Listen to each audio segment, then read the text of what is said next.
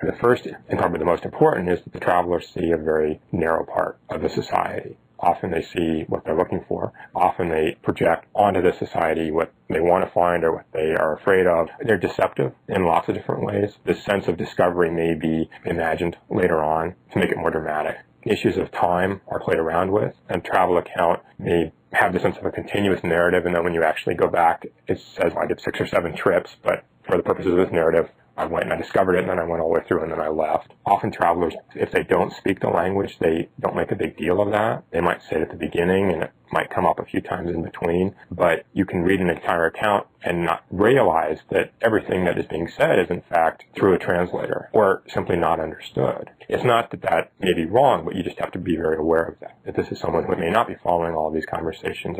Travelers pay most attention to the things they're most interested in. The accounts from Russia in the 16th century, they're very interested in the church. Why? Because they're coming out of Western Europe where church conflicts and church identity are very, very important. So that's what they look for in Russia. They're not so interested in the status of the lower class because in Western Europe, they're not interested in the status of the lower class. You have to be very aware of that and look for other kinds of sources that fill that in.